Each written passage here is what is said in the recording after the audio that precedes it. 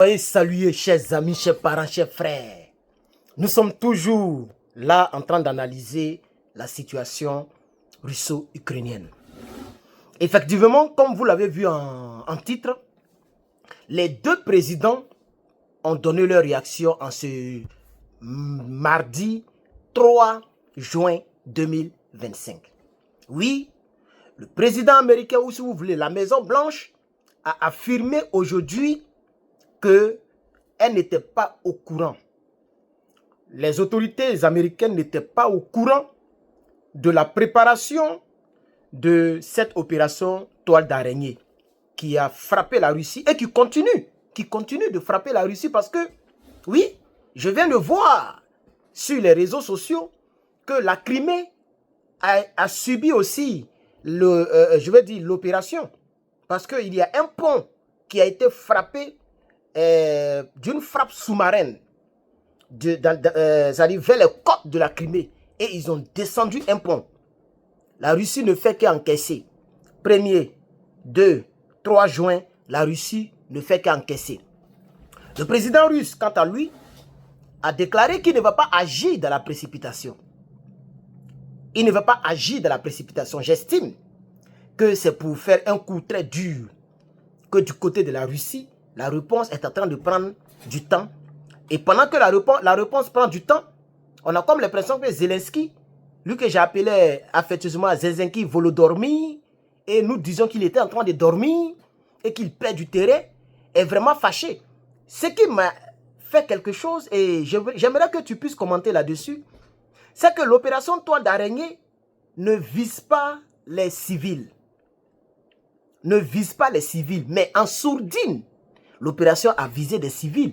Parce qu'il y a eu quand même 100 et quelques décès. Je pense que c'est 113. Si je me trompe sur le nombre, pardonnez, commentez et rectifiez-moi. Oui, plus de 100 personnes. Le bilan d'aujourd'hui, là, d'hier à aujourd'hui, c'est plus de 100 personnes du côté russe. Ça, c'est les civils qui ont perdu la vie. Et donc, je vais dire que Volodymyr, ce qu'il est en train de faire, il ne cible pas en réalité les buildings, les appartements, les immeubles. Il cible les sites militaires et les ponts et les routes. Et c'est comme ça qu'ils ont calculé avec l'arrivée du train. Ils ont frappé, le train a déraillé, les gens sont décédés. Vous comprenez? Ça, c'est un. Ça veut dire que les pertes civiles, c'est dans les deux camps. Deuxièmement, revenons même sur le sujet de la vidéo, parce qu'on ne va pas tout le temps revenir sur les mêmes choses. Dans la vidéo précédente que nous avons réalisée, j'ai dit qu'on est fatigué du bavardage. Voilà, piailler, bavarder, on est fatigué.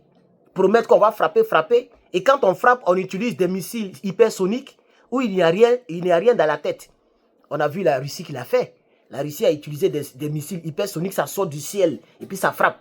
Les images sont disponibles sur Internet, mais il n'y avait rien. C'était comme on peut dire, entre guillemets, du bluff. C'était un test. Je pense que Volodymyr l'a dit. Il dit que la Russie utilise notre territoire pour essayer ses armes modernes. Parce qu'il n'y avait rien dans les têtes nucléaires, il n'y avait rien sur les têtes. Donc ça s'explosait, mais ça ne faisait carrément rien. Bon, ça fait des dégâts, mais je vais dire que... Vous comprenez un peu ce que je vais dire, non, je ne peux pas dire le nom ici. Alors bref. Et donc, dans la vidéo que j'ai réalisée, j'ai dit qu'on n'aimait pas du bavardage. Et Poutine dit que lui, il ne va pas donc agir dans la précipitation. Vous comprenez? Donc, j'estime qu'ils sont en train de préparer un gros coup. Alors, après Poutine, du côté de la Maison-Blanche dit qu'elle n'était pas au courant. Moi, je pense qu'il y a des gens qui... Je vois des commentaires un peu partout, notamment sur TikTok, où des gens disent que non, c'est faux. Actuellement, je suis entre, comme le disait le camarade Dadis Camara, que j'affectionne bien, j'aimerais qu'il revienne donc en politique en Guinée et qu'il enlève le cocotier au pouvoir.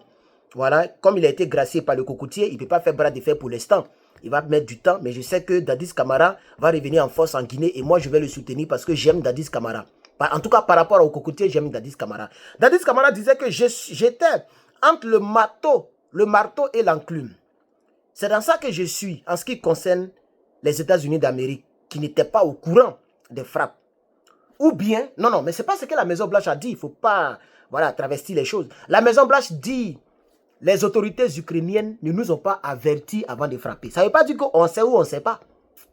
Vous comprenez, vous voyez la nuance, non? La Maison-Blanche dit qu'ils ne nous ont pas avertis, ils ne nous ont pas parlé du projet qu'ils ont préparé pendant 18 mois. 1 an, 6 mois. C'est-à-dire 1 an et demi. Ils ont préparé le projet, on n'était pas au courant. La preuve, on a fait palabre. Parce que vous voyez que dans le bureau ovale, ok, On a vu le clash entre les deux présidents, le président américain et le président ukrainien, qui ont fait un clash. Et dès que le clash est fini, le président ukrainien est parti, il est allé directement du côté de l'Allemagne pour aller s'amouracher. Et puis il est parti dans le Royaume-Uni. En tout cas, il s'est promené pour aller s'amouracher, pour enlever un peu cette honte monumentale que Trump et Didi Vance ont mis sur Volodymyr. Chez nous, en Côte d'Ivoire, on dit Dja. Donc, Dja Zelensky avait un projet. Donc, si la Maison-Blanche dit que nous, on n'était pas au courant, mais on peut croire. Parce que les deux étaient en palabre, entre guillemets. C'est vrai qu'après, à Istanbul, on a vu Donald Trump qui a croisé... non, c'est à Istanbul, on dit c'est au Vatican. Lorsque le gars est décédé, là, on a vu Donald Trump... Lorsque le pape est décédé, on a vu Donald Trump qui a croisé Zelensky quelque part. Il y a le plaisantin que sa femme maltraite au foyer, là.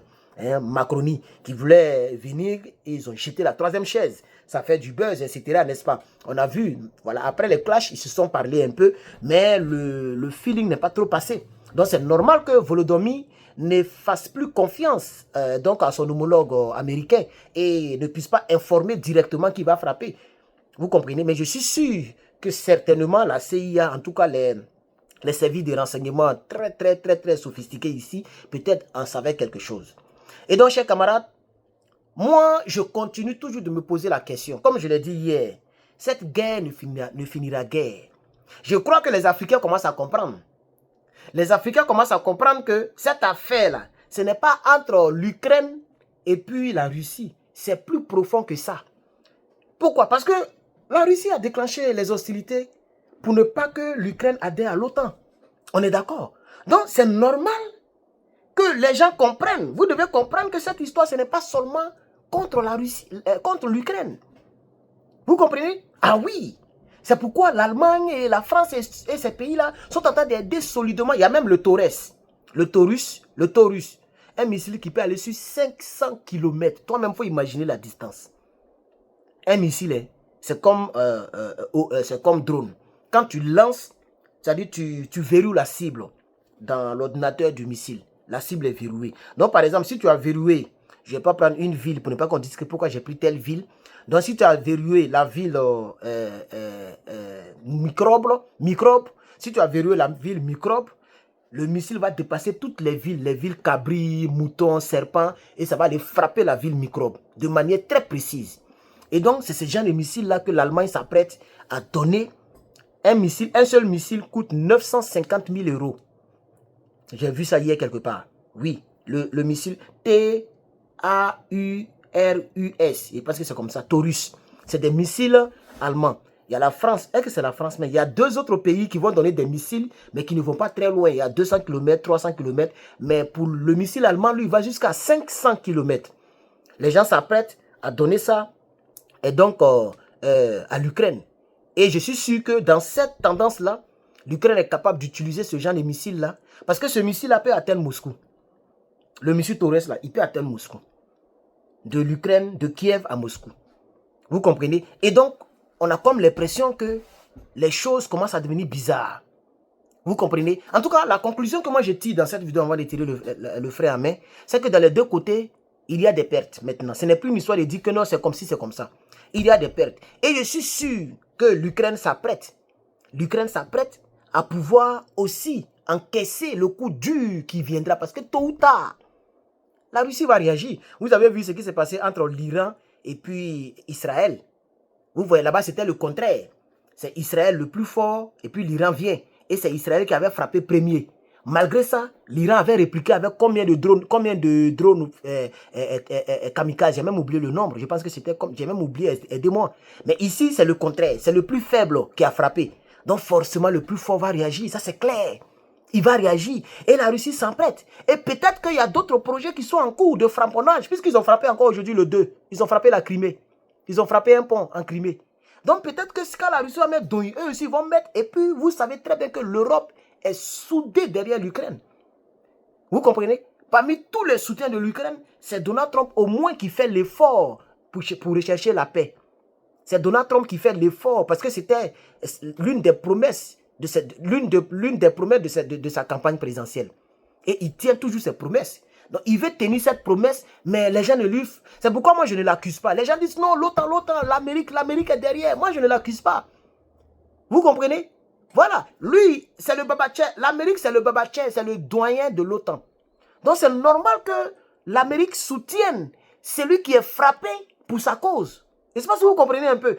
Vous vont dire, non, comme toi, tu es aux États-Unis, tu le soutiens. Moi, je ne soutiens personne. Moi, je soutiens l'AES. Je soutiens Ibrahim Traoré. Je soutiens Abdraman Tiani. Et je soutiens Assimi Goïta. Voici les gens que je soutiens officiellement. Le reste, là, je dis mes vérités telles qu'elles sont. Vous comprenez? La Russie a envahi l'Ukraine à cause de l'OTAN. C'est normal que l'Amérique soutienne chose. C'est normal, puisque du côté de la Russie a été soutenue par la Corée du Nord. On a tous vu les soldats nord-coréens qui sont rentrés dans la guerre. Chacun envoie ses soutiens. Mais nous, panafricains, en tout cas moi personnellement, je souhaite qu'il y ait la paix. Comme la vidéo est déjà à 11 minutes, je pense que c'est déjà trop et c'est vraiment trop. J'ai tellement à dire. Je voulais faire un direct, mais comme vous ne partagez pas mes directs, vraiment mes directs ne sont pas du tout partagés, j'ai dit bon, je vais faire préenregistrer. Et donc voici votre préenregistré. Tout à l'heure, il est 14h18. Je vous reviens tout à l'heure avec d'autres actualités. N'oubliez pas de mettre des j'aime, c'est-à-dire mettre des likes à la vidéo. Ça donne la force à la vidéo et moi-même, ça m'encourage. N'oubliez pas de mettre des commentaires, beaucoup de commentaires, s'il vous plaît. Voilà, et n'oubliez pas aussi de partager pour que les autres Africains soient informés. Herman le patriote, la patrie, là-bas, nous vaincrons, on est ensemble, les gars.